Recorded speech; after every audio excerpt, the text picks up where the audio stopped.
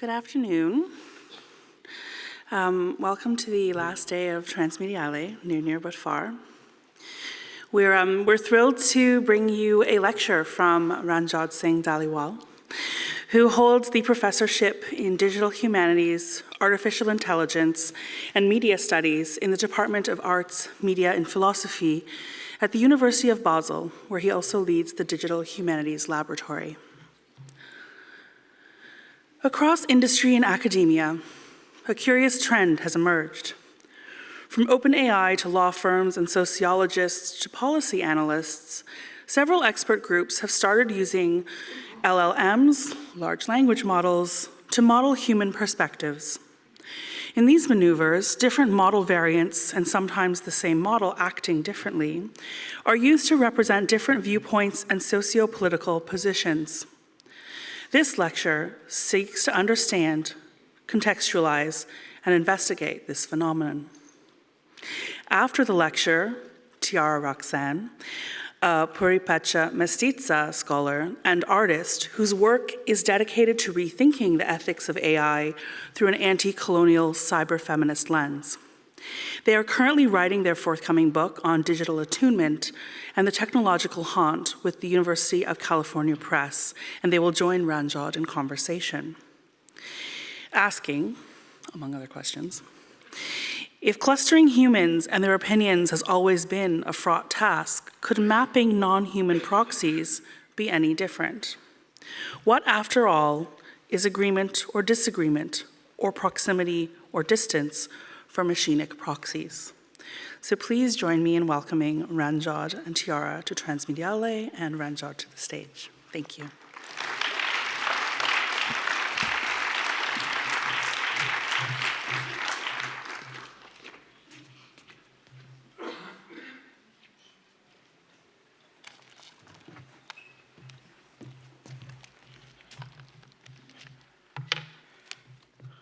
Thank you so much, Elise, for that. And thanks to all of you for being here. Thanks in advance to Tiara, to Ben, to all the other organizers, and special thanks to Felicia Jing and Juana Becerra Sandoval for the conversations that have fed into some of this stuff that I'm going to be sharing with you.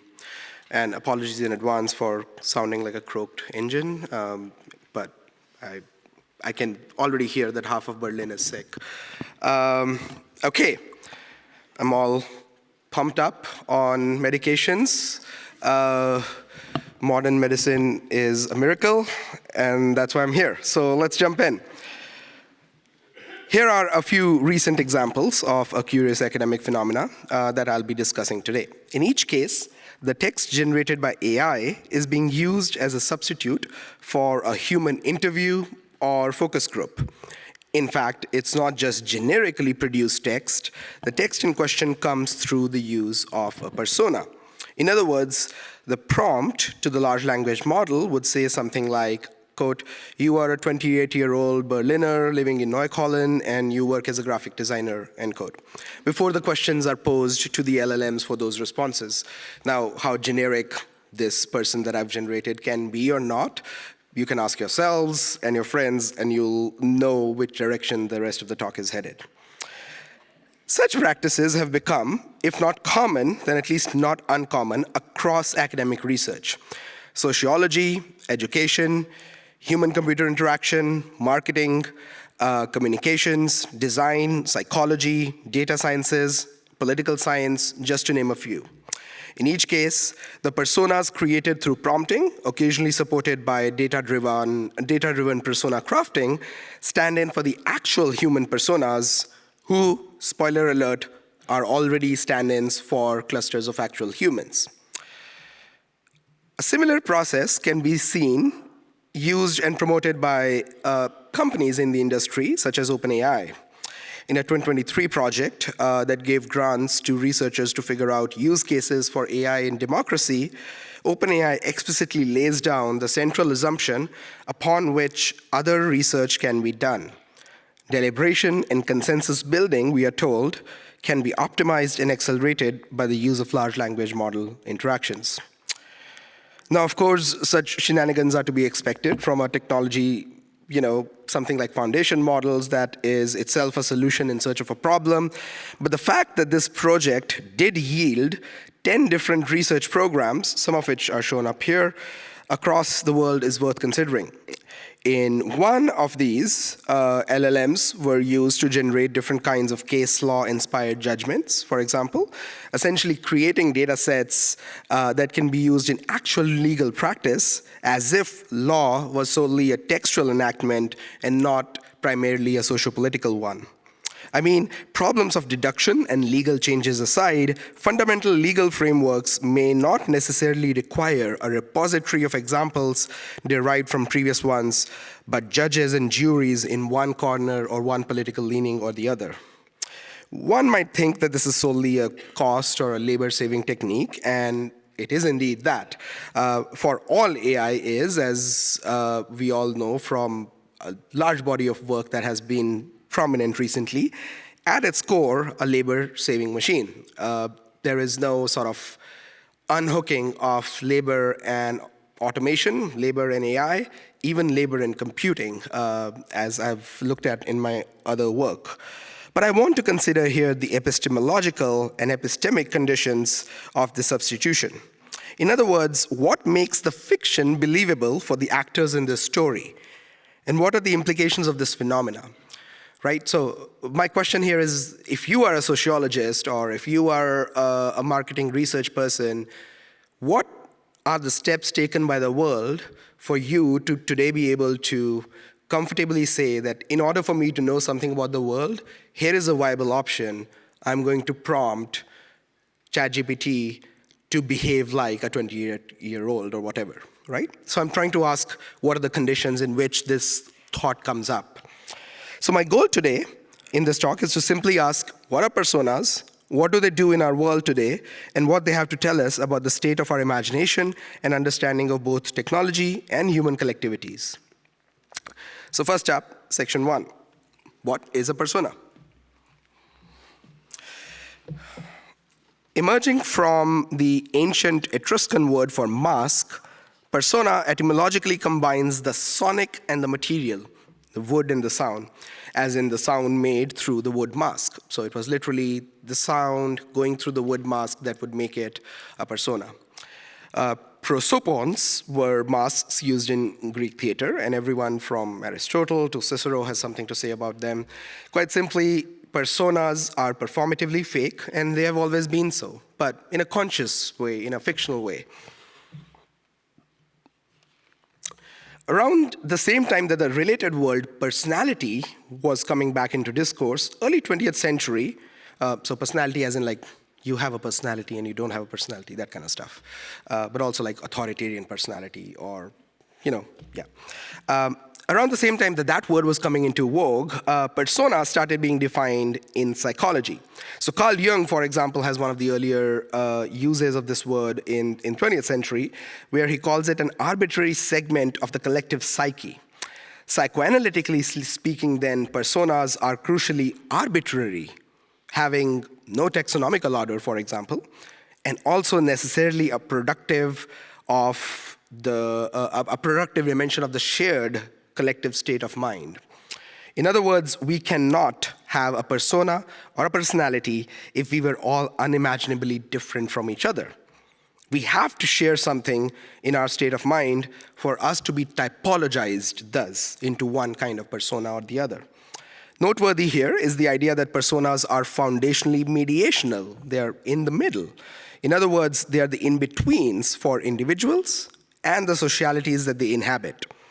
From psychology, the term persona entered proper sociological discourse. So discussions of stereotypes and representatives in sociological research in the 1950s through among other people, Robert Park's work, but more notably, Erving Goffman's influential presentation of self in everyday life. It kind of became pretty common. So in this book, Goffman explicitly connects everyday interactions as being inspired by the performing arts, thereby bringing the kind of Greek masks back from history into the personific circulation. It's also not a surprise that within a decade or two, focus groups became a really prominent method of inquiry. So in this case, of course, the individuals that you are using as a focus group are stand-ins for hundreds or tens or thousands of people who may also have similar opinions that you are then trying to understand and work with.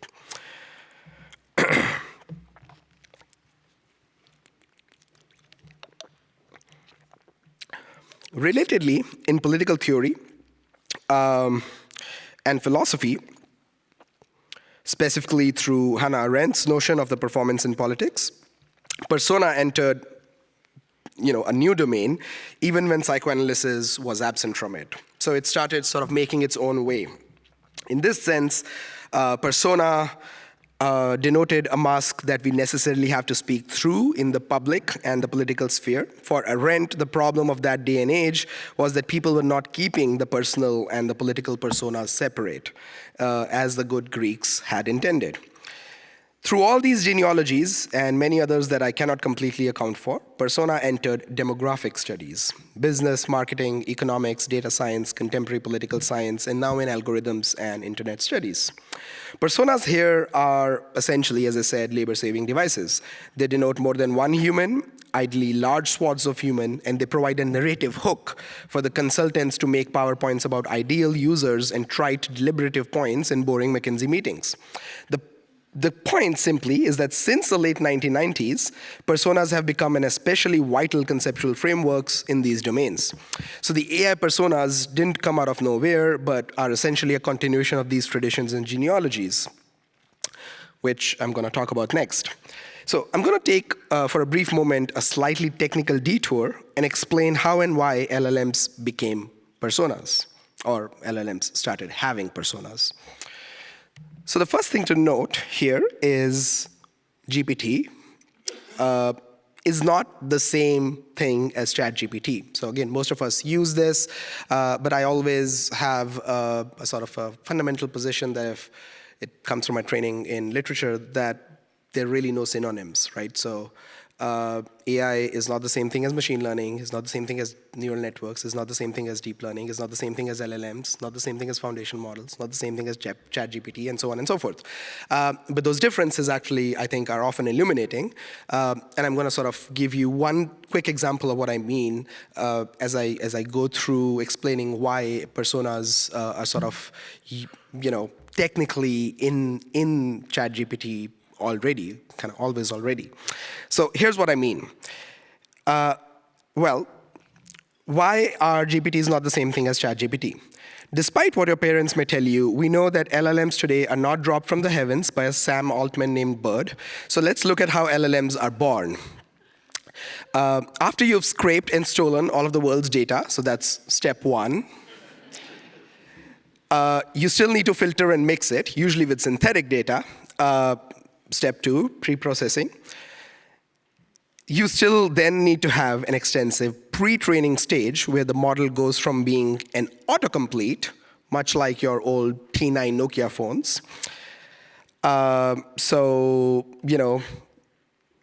At this stage, which is before pre-training, the model still will generate text, but it will generate text very differently, which is to say, if I give it 5 words, it will enter the 6th one or the 7th one. So it will autocomplete for me. But at this point, it's not a Q&A machine. It's not a chatbot yet. It's just GPT. It's not ChatGPT yet. So then, at that stage, it becomes a Q&A machine or a chatbot. This is the stage where, under the innocuous heading Q&A format here, we have actually to engage hundreds or thousands of actual humans, usually underpaid laborers from Brazil, Nigeria, India, and Philippines, which are the kind of four most used countries for this particular step, to generate curated sets of questions and answers.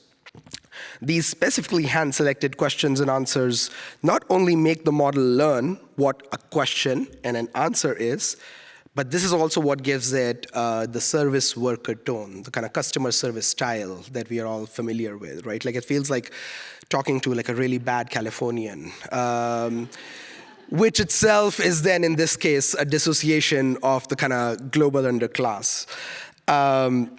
So these specifically hand-selected questions and answers are vital here for me.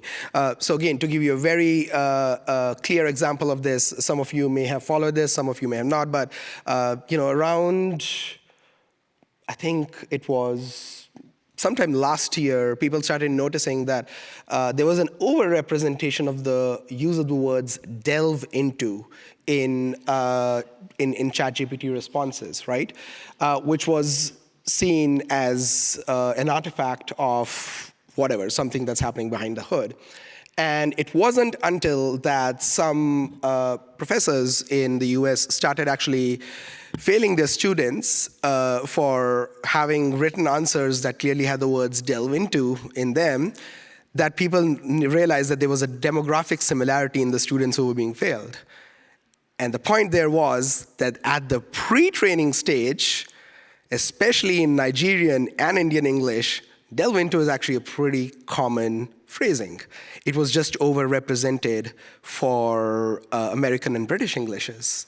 And that was the distinction that was not present in the whole data. It wasn't present in all of the internet, of course, but it was overrepresented because it was present in the Q&A formats that the second to last stage of pre-training happens in. Okay, so this is where GPT becomes ChatGPT. In fact, now you can use GPT to create databases of these Q&A forms too, and eliminate the laborers used in the first place. My basic point here is this: large language models only become chatbots by an infusion of the actual human personas, and so it is technically predisposed to a persona-based intervention, which is precisely what is provided by the practice of prompt engineering. Now, again, people might argue over whether it's engineering or not, and people actually did argue that even for computer science and computer engineering, whether those are sciences and engineerings or not, but I think these are questions of power, and these are not questions of definition. But what we need to know here is that for most prompt engineering techniques, one common undeniable act is that of the A part of this circle here, acting role. It's a prominent feature. In this way, it is vital to know that ChatGPT has been right or wrong. The fact that it has been right or wrong is not totally dependent just on the problem you give it, but also in the persona. So for example, if you say, you are an 8th grade student and give it a problem, it will answer differently than you say, you are a professor or a PhD. So the persona is important in precisely what sort of subset of data it draws more from. Okay, so along with my colleague Fabian Offert, I have a longer exegesis on some of these questions as well. But basically, to get good results from an AI chatbot, we need to do role play with it. It's one of the fundamental findings of prompt engineering. And I'm arguing that it is precisely because of the personas infused by the hundreds of outsourced laborers that this is the case. Machines do not speak like humans even after reading 1 trillion words unless actual humans teach them to speak like humans. In other words, LLMs are role-playing machines, and they work through dramatis personae. Now, I'm not really interested in criticizing the rise of AI personas. I can give you 100 reasons. You can think about how it does not completely capture the entirety of a human self, the social community, and all the things that go unsaid, about how prone it is to misrepresentations, how it intensifies its positions by synthetic data, et cetera, et cetera, et cetera. But I'm not going to do that. To me, it feels like punching down. It feels like playing chess with a dog. Instead, what I'm going to do in the final part of my talk is just ask, What, given this history and this technology, makes this thinkable, makes this epistemologically feasible? Okay, so as I said, I'm more interested in what makes a researcher imagine or accept this as a given, which is primarily why I trace the genealogy of where persona comes from. And here are some of my preliminary answers. Firstly, there's an overwhelming academic and industrial framework of concepts that all can be boiled down to behavioral sciences and behavioral modeling. Much like other sciences use modelings, model animals, scientific models, politics uses senators and parliamentarians, elected representatives.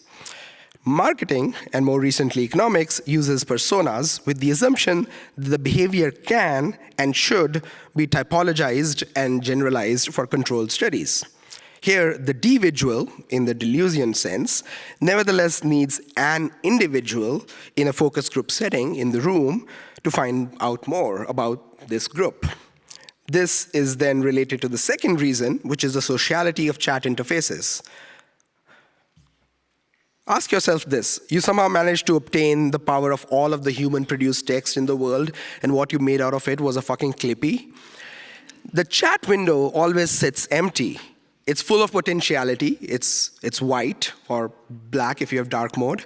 And by invoking our previous internet histories, AIM or Yahoo Chat, or even our iMessages and WhatsApps, a chat box promises a person on the other side. Personas then are just filling the gap in that particular expectation. Third, I think we can attribute this also partially to the rise of personalizations. The last time I taught a course on generative AI and sort of its worldly implications, I was shocked to find out how many students in the room imagined a personalized application to mundane problems. Let us personalize food for you, wine selections, your speech, to your travel itinerary. With the overwhelming rise of recommender systems, the idea that everything is specifically tailored to us individually paradoxically requires personality types at the developer's end, because they cannot have 7 billion variables. This is something that Nick Seaver, for example, conclusively shows in his excellent book, Computing Taste. This thereby inserts personas as stand-ins through the back door, where personalization instead promises a utopia of good riddance. I would like to say there are other epistemological foundations as well. For example, the fact that actions are considered by some legal codes in the world as standing in for utterances, like in free speech and net publishing debates in the US, means that text can be understood as life, because words stand in for people in sort of legal discursive frameworks. But finally, and most importantly, I want to talk about something more broad and generic. Personas are only acceptable socially, I want to argue, because of state-based worldviews. So what do I mean by that? Personas promise to capture the moving world for a split second into a snapshot.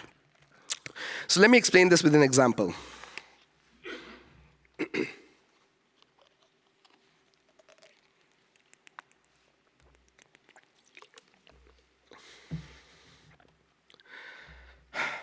Okay, so here's one of the examples of the research projects that OpenAI funded in 2023 as a way of exploring the role of AI in democracy and consensus. What happens when OpenAI sets out to do une petite democracy? Basically, the goal here was to use AI as a consensus builder, a mediator. So if the two humans, who are actually humans in the study, disagree on something, a consensus can be generated and found. The personas provided to the chatbot in this project can be seen up there. There's descriptions, there's instructions, and once the user is out, you can even start having the persona of the user in there. So basically kind of replacing human positions with chatbot sort of pretending to play that position.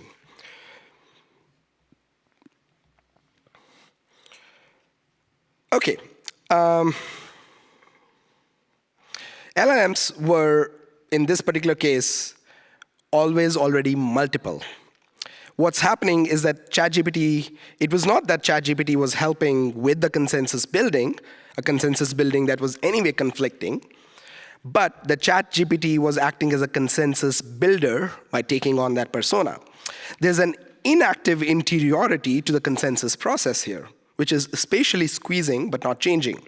What happens in the dialogue submitted by this OpenAI cluster, for example, is often a trial of agreement and disagreement with the other's statement until something is agreed upon by two people. So if two people have two differing opinions about something, the meeting in the middle is attempted until it is achieved. But the individuals are understood as their own opinion holders since eternity. There is no sort of like going back and being like, where does this position of yours come from?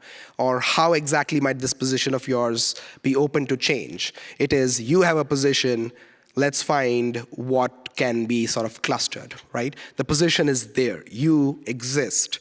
You don't have a sense of emergence, you don't have a sense of development afterwards.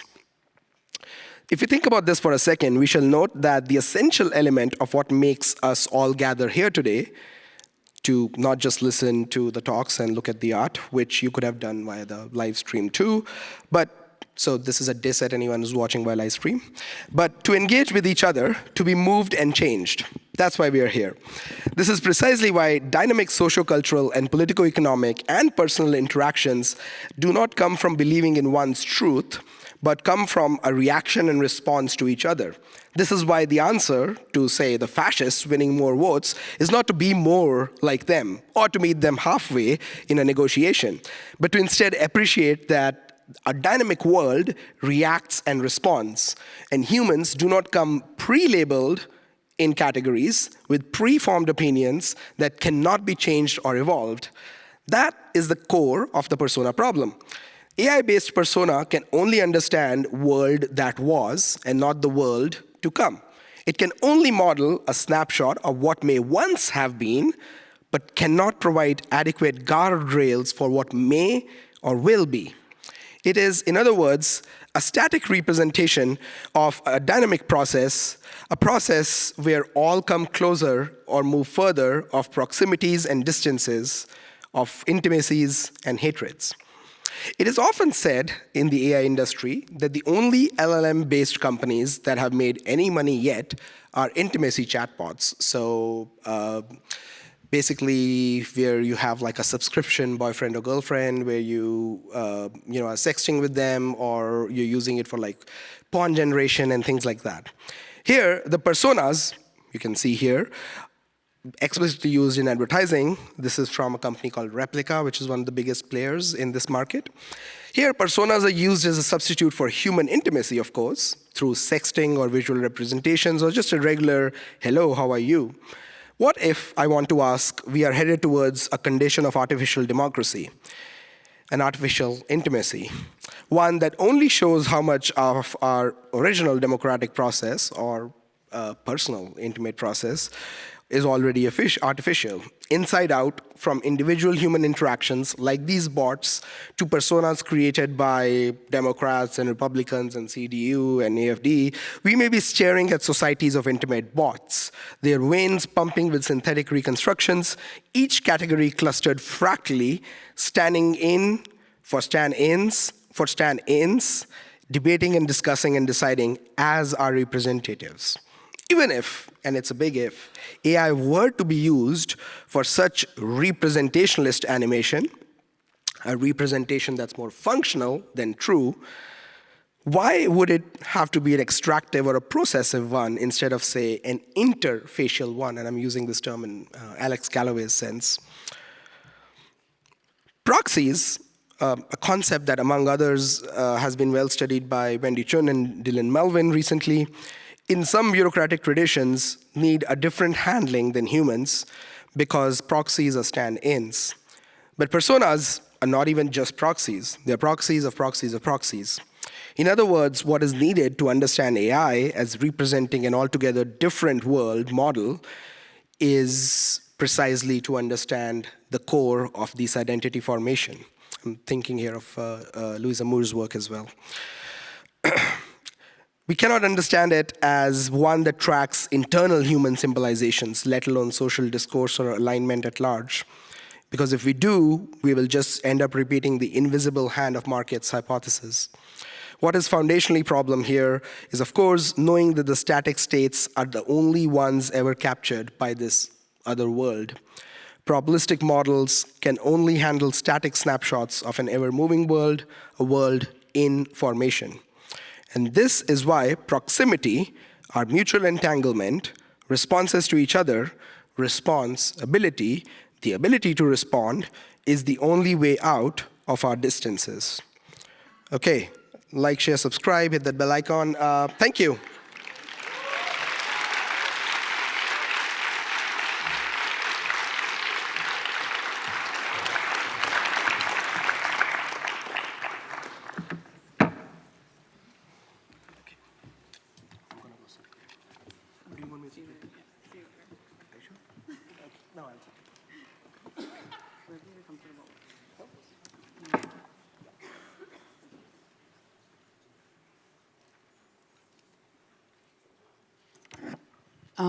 Thank you so much for that. I don't even know who you would be, like not sick and on medication, because you are hilarious. Yeah, so thank you so much. That was brilliant and funny. I wanted to start a bit with a framing first and give you a break. So maybe you can have some water and just like breathe. Yeah. So you've given us a history of personas from Greek society, and also in the Jungian sense, where we share a kind of collective psychological dimension to the socio-political underpinnings of persona. And then you finally shared reasons with us why it's important to talk about, what can be done about it, and so forth. I want to first talk about intimacy.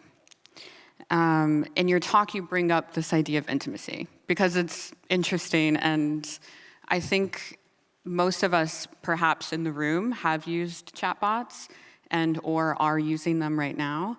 And in that way, we are tuning to them and we are intimizing with them.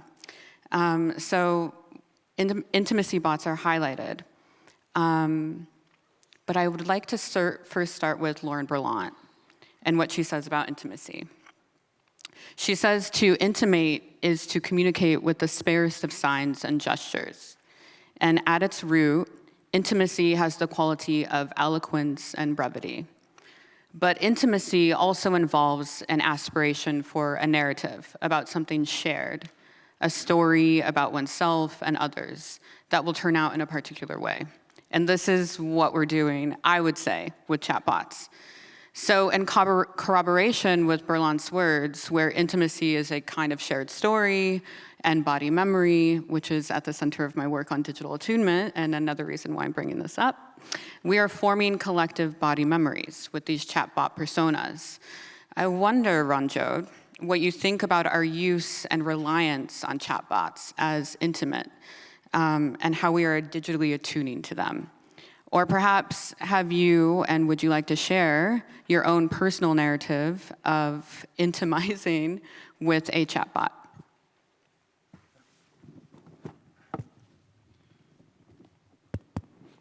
Thank you for that.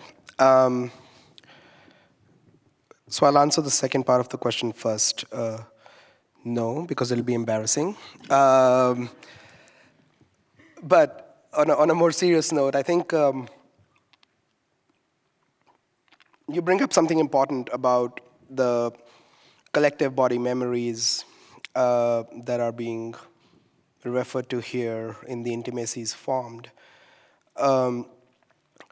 So one of my kind of research tangents has been taking me to inscriptions in pre-modern periods, and it's unsurprising that there were parts in basically the Islamic world around 9th and 10th century where journaling, even just with oneself, was considered both relaxing but harmful in a way that you could imagine as pouring your thoughts out to something that you shouldn't be doing. Like, this is yours to keep. I'm just kind of pointing out that I think there's the body memories that we kind of lead onto the surfaces of our world have always existed. I think what differentiates the intimacies that we're talking about here with chatbots are essentially the fact that we have no provenance or control over the bodies that we are aligning with, the technical bodies, the non-humans, the general personifications, right? Like the fact that that there's no way of accessing precisely because there's infinite customization, right? Like, I mean, you can create precisely the girlfriend you want, precisely the boyfriend you want. You don't have to think about it. Is I think the problem there, not the problem of having an artificial chat. It's the problem of the infinite customizability that actually might completely make us forget that there are no personas, right? Like, nobody is nobody's type. It's a retrofitting. Even when 23-year-olds are like, oh, I have a type. No, you don't. Yeah, those are the 3 attributes that your buddies told you were common between the last 3 people you dated. That's not a type. Well, could you say that one's type who uses and relies on chatbots, whether it's an AI partner, intimately, like an AI boyfriend, girlfriend, whatever, or it's asking a chatbot to talk about the day or to just be in conversation with, could that not be the new type? Like what you're saying is like controlling, like controlling this precise identity is the new type, if anything. And I think that may very well be true, but if that is true, then for me the causality runs not through people finding it useful, but the causality runs through the fact that this is one of the few demonstrable ways of making money out of LLMs, which otherwise is a speculative bubble waiting for solutions. A solution that's waiting for problems. And this is actually the only quote-unquote problem that is demonstrably like making money in the green. So the fact that it will then be intensified or hyper-marketed or newer variants created will come from that. I think we as humans are pretty malleable when it comes to economic determinants of that kind. And in this case, given the social state of the world, it's also we are predisposed to it. Yeah. Oh my gosh, there's so much coming up for me in thinking about this, the static being. And I wanted to talk about the body then and bring up some work by Akilah Oliver, who I lean on a lot when I think about the body. If you don't know Akilah, please write her name down and read her poetry.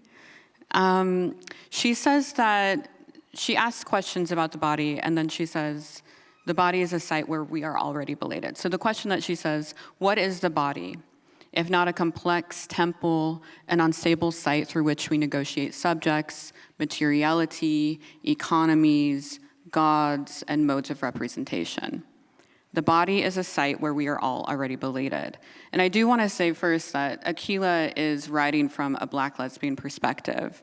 But I would like to bring this idea of the body that's always arriving, which means that it's not static, it's dynamic, into a space of being in relation to space, in relation to history, et cetera. And even with the integration of the digital and technologies of the virtual, of augmented realities, I argue and think that we will never be post-body, because Oliver states that the body is always arriving. It is always belated. So the chatbot persona seems to be static, as you've said. And in that way, I would say that it forgets the body specifically. So if it's static, I wonder how you would think about the body with regard to chatbot personas, just generally. Where is the body? Is the body there, or how is it there? And where is there for the body to be? Mm-hmm. Yeah, I think that's a that's a good and complex question, primarily because conventional understandings of embodiment and artificial intelligence have always fluttered at the boundary of belief. Either you believe in body supremacy or not. So I think it depends on what side of the camp you fall in. But in this particular case, I'm kind of drawn to Ted Chiang's beautiful short story called Life Cycle of Software Objects. I don't know if people have read it. It's a fantastic kind of novella. Highly recommend it. But it's actually an exploration of a world in which some basically chatbots, but these are essentially called digians. They're like, they were supposed to be companion toys, but like toys like babies, not like, big toys. That people started growing attachments to, like they would with their pets, because they were supposed to be pet replacements. And eventually in the story, there is a whole reckoning with what happens when one of these software entities is provided a body, despite never having one, right? The body was delayed. It shows up on page 112 or 150 page novella. And in that particular instance, I think what was specifically enlightening to me about the way Ted Chiang writes it is that it just, by the time it's already too late for everybody in the world, because what really is understated in the whole tale, and the way that I understand it always, is the fact that you were always searching for bodies, because the protagonist is someone who used to work as an animal trainer, and the zoos closed because the animals died off, because the world was too warm.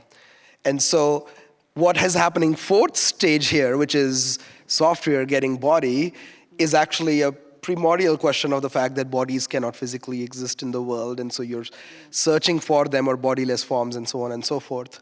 But I think even in that particular case, even when the body does arrive, firstly, I don't think the chatbots have a body, and they maybe always be searching for a body, but even when it does arrive, there will be unexpected outgrowths, right? Like there was a recent video that went viral last week of some influencer buying like an 80,000 humanoid robot and kicking them around in their room until the robot tried to escape it. So it was like trying to break out, and it wasn't something that was pre-programmed. But of course, with complex machinery, you cannot rely on pre-programming. Wow, thank you so much for that response. I'm going to be sad about the zoo animals for a while. One last question, and then I want to open it up to everybody in the room. So if you want to start thinking about comments, questions, you have some time. I wanted to talk about haunting. We've both written about ghosts. We've both written about haunting in different ways. And at Transmediala, we started with Kate McKenney's talk, A Queer History of Blackouts. And in conversation with Lee quoted Avery Gordon, who wrote the book Ghostly Matters, asking about how ghosts, a ghost's presence is a kind of blackout, if I remember correctly. And then this morning, we learned more about the cybergothic and being haunted or haunting by the Critical Infrastructures and Image Politics group. And I wanted to highlight Eve Tuck's work, Glossary of Haunting, which has deeply inspired my work when I write about ghosts and haunting and digital ghosts. In her work particularly, though, she writes from the perspective of indigenous and pre-colonial peoples being haunted by settlers more generally. But then she subverts that kind of haunting, stating that settler colonialism is an ongoing horror. She says, I'm a future ghost. I'm getting ready for my haunting. She says haunting relies on its refusal to stop. So haunting is the refusal of stopping, right? So in this way, Ranjodh, I wonder if there are ways we can refuse this static chatbot persona that perhaps is haunting us through its performativity of being human. Yeah, I mean, I think the first thing to understand there is the fact that the haunting is, as I think you kind of hinted at, is already coming in from the personas being a second-order operation of what are the hundreds of missing MTurk workers and laborers from across the globe that were employed to make it into a service machine in the first place that could then host personas. And I think it's those actual humans with names and lives that haunt our chatbots. But I think furthermore, it behooves us to understand that even when they create static personas, we are all dynamic and changing and moving in response to each other. The fear would be that we are so haunted by the states that are being captured literally by these personas that we forget to move, because the instability of one's own position, the inalienability of one's own grounding in some ways, but grounding that always moves, has moved to whatever extent in our histories, would be the biggest sort of concern for me. Yeah, wow, thank you. We have 10 minutes to chat with y'all. So does anybody have a question? I can't really see so much. Oh yeah, there's one here in the third row in the middle. Yeah, I can't.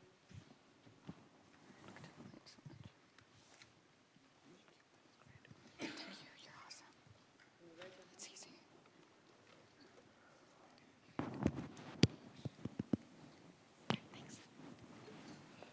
Hi.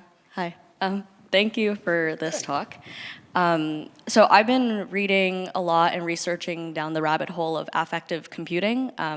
For those who don't know, affective computing is this field of AI research to recognize and interpret human emotions.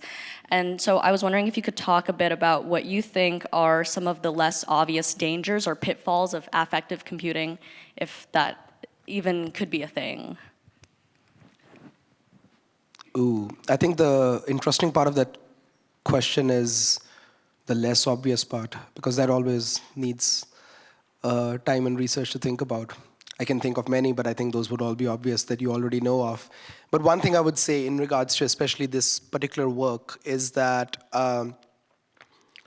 even an engagement with emotions, with affect and affectivity in computer science is already half a step further than the rest of the instrumental use of AI and big data systems, which is to say that the fact that much of what I'm talking about here doesn't even show up in effective computing, which I never mentioned as one of the fields, is to me a marker of the fact that this is even more static. This is even more laid in the sand. And the fact that affective computing at least has to deal with some of the challenges. Now, whether it does or not is another question altogether, and I think that's what you're rightly pointing out. Whether it's emotion recognition or effective responses, there is a lot to be sort of said about the challenges of the field. But one of the things that is, this is a bad way of answering the question, the opportunities of the field, is that all affective computing people need to read affect theory. And I think then we can do cool things, even if they are bad, but they're cool. So we can do controlled experiment and then destroy it. I know that's not an answer to your question, but that's the first thing I could think of.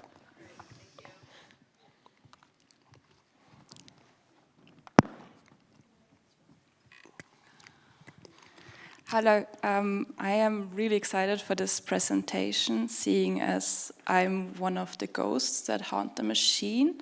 I have been working as an LLM engineer and artist to develop AI boyfriend girlfriends for a few years, and much of the thought you voiced are my same thoughts for a few years, so I'm really excited. My personal theory is that the problem of personas lies in personal brands, which is parasocial relationship which we formed with online personas. So we have seen this being in effect for quite a long time on the internet, and I feel that the rise of personas and ourselves becoming personas is first in this parasocial relationship with influencers with personal brand, and now this extends to the AI, which in itself the influencer becomes virtual in the future, and we ourselves want to see ourselves in this virtuality. So I feel like my personal solution to all of this is maybe to rethink personal brand as a reduction. I don't know, maybe this is just my theory, and maybe you want to tell me your thoughts. No, I think that's a great hypothesis. I think the question here is which way the causality is run. I completely agree with you. I think it's if I understood it correct, personal brand and parasocial relationships as elements that are within the larger ecology of personas that I'm talking about. Is that correct? I'm sorry, my hearing is also affected by the fact that I have this terrible infection. Yes. Yeah, okay, so I think in that case, the question actually here would be which way the causalities run. Do personal brands emerge after or as a result of social changes, or are social changes happening because we have this, right? And some of that requires historical work, and some of that requires like kind of forensic archaeological work. So, I mean, largely, so if I were to answer that question, I think I would start digging into, basically history of marketing. So, I might put that on my desk for 2038 or whenever I next have time, but I hope somebody else actually takes it up and thinks about precisely the relationship between parasociality and branding as in marking, right? Like, I mean, I'm thinking of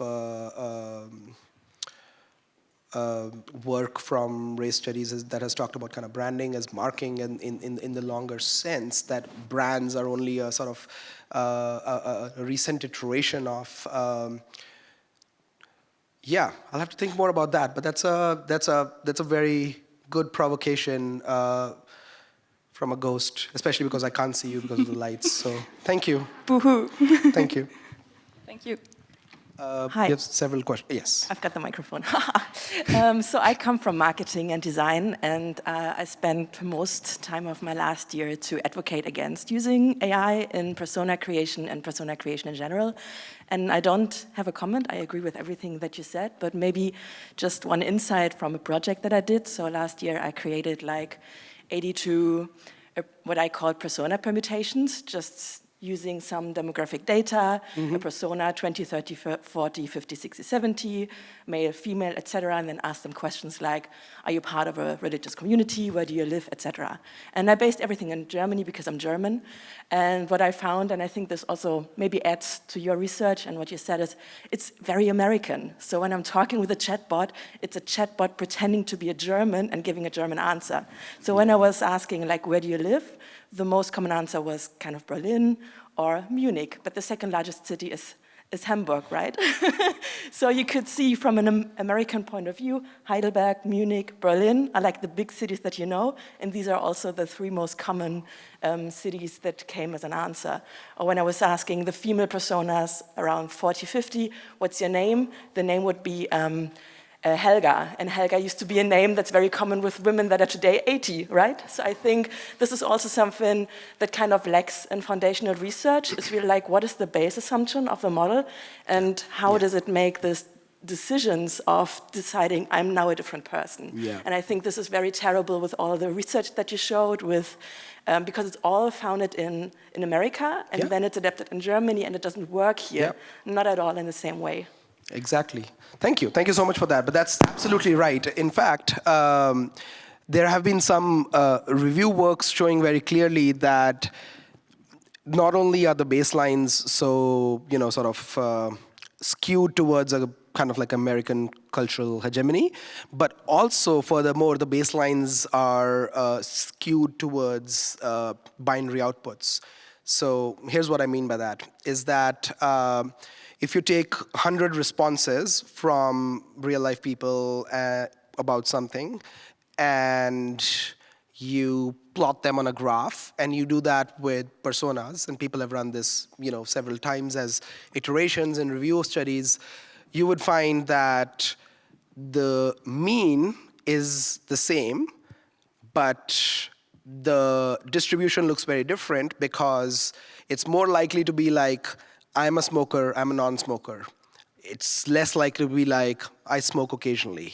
You know what I mean? So together, the amount of smoking that these personas would do, 10 of them, might be somewhere close to the humans. Even in that case, it would be culturally determined. They're probably not going to smoke as much as, people in other parts of the world as, say, somebody living in New York, because it's American sort of targeted. But even if you were to sort of, make a German model and have some kind of like local clustering, the problem of distribution will nevertheless exist, because one of the fundamental foundations of being able to put everything in the internet into like, a trillion parameters or whatever, is that there's going to be reduction. And a part of that reduction is taking aggregates, keeping them the same. So overall, people smoke as X cigarettes or whatever, but forgetting about where they came from and putting them on the two poles more often than not. Also true, for example, if you ask even a reasoning model to generate a random number, that's my favorite experiment with this. It's just like, it's gonna say 66 like 7 times. And technically true, yeah, that is random, thank you for that. But that's like saying if you want to see more websites, go to Google. Thank you. That doesn't help, but it's technically correct. Thank you. Okay. So we only have about 1 minute, so super short question. Okay, one last cool. question I'm being told. Okay, cool. I was like 1 minute. No. Okay, cool. I think, I don't know. Gentleman here has your hand up. Yeah, thank you.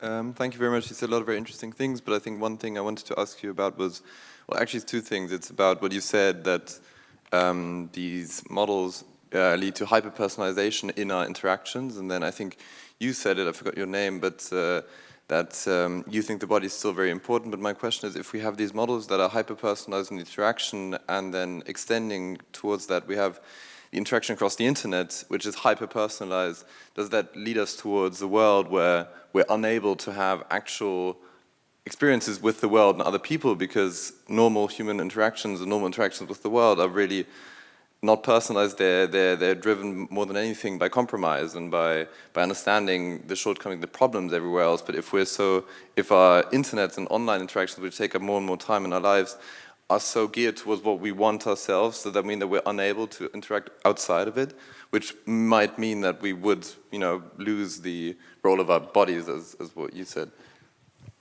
I have some thoughts, but do you want to go first here? Super short response is 100% yes. So one sort of caveat to that, one complication to that is precisely what I was talking about, even the problems of hyper-personalization. So I'm drawing here from Nick Siever's fantastic work, who shows he did ethnographic research at a music recommendation sort of company. And he shows that precisely because you cannot have, he doesn't put it that way, but I think that's what he indicates. You cannot have 7 billion different personality types, right? So to us, the promise is one of hyper-personalization, but that's a promise that is precisely always speculative. For the developers, which is because there are always humans in the algorithm, even when we say it's algorithmically curated, it's because there's a team of 200 people there every day testing and doing new things with the algorithm. Like even Spotify, I mean, we need to be angry at Spotify for being like bad curators, not for having no curators, for having bad and fewer curators, right? So the point is that dichotomy of human curation and algorithmic personalization is a false dichotomy, because even algorithms are culturally, socially, and basically with actual humans developed. So in that particular sense, I would say that's one of the, I think by and large, the direction that you're pointing at is correct, and I agree with Tiara, but I think one of the problems there would be that even hyper-personalization is a pipe dream. What we are basically getting is, a few developers basically being the version of our like teenage buddies who are like, you have a type. You know, like I was thinking about Olga's talk day before yesterday, where like she was talking about Spotify Wrapped, and it's like she's like, I'm not a hypnotist, I'm not a dreamer, but that's what Spotify is telling you. It's like, you have a type, dude. It's like, no, I don't. Does that make sense? Your type is control and yourself, because That's it's, AI is our doppelganger. Like it's going to reflect these. Yeah. It's controls back to us. Yeah. So in the Lacanian terms, we are right now in the mirror stage of the AI, right? Yeah. It's barely beginning to recognize itself as a toddler. There's a lot of shit to follow, but we'll be ready with diapers. And well, thank there you so we are. much. Thanks for being here.